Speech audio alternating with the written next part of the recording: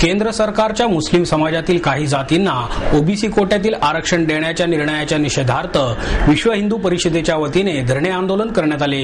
देशभरातील हिंदू समाजाच्या विरोधाचे प्रतीक म्हणून टिळक चौकात, अलका टॉकीज येथे आणि पिंपरीतील डॉक्टर बाबासाहेब आंबेडकर पुतळा चौकात धरणे आंदोलन आणि निदर्शने करण्यात आली। विश्व हिंदू परिषदेचे महानगर मंत्री अविनाश खराईत यांच्या नेतृत्वाखाली करण्यात आलेल्या निदर्शनांमध्ये नाना पवार, भास्कर चिल्लाळ, सहमंत्री मनोहर ओक, उमेश भोसले, केतन घोगरे, अभिनव आपदेव सहभागी झाले होते।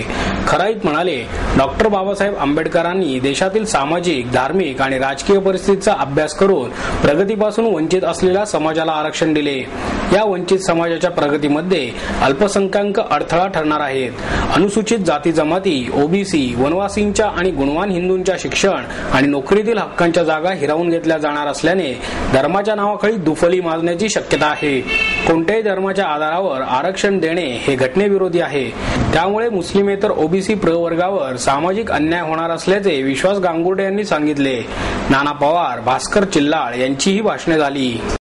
धर्माच्या आधारावर राजकारण करणाऱ्या केंद्र सरकारचा, राज्य घटनेचा अपमान करणाऱ्या केंद्र सरकारचा रद्द करा, रद्द करा। मागासलेल्या वर्गाची रोजीरोटी कमी करून मुसलमानांना अनावश्यक आरक्षण देण्याचा सरकारचा।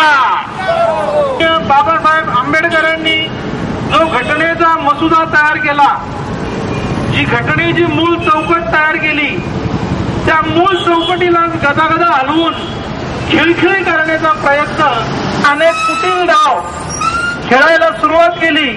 त्यातला सर्वाधिक कुटील डाव हा 4.5% मुस्लिमांना आरक्षण, हा हिंदूंच्या 27% ओबीसी कोट्याचा हा घास काढून हा त्यांच्या ताटात टाकण्याचा केलेला हा प्रयत्न, आणि म्हणून याचं वर्णनात्मक कृत्य आहे अशा शब्दात या कायद्याची संभावना करता येईल। आणि म्हणून विश्व हिंदू परिषदेने संपूर्ण देश आंदोलन पुकारलेलं आहे।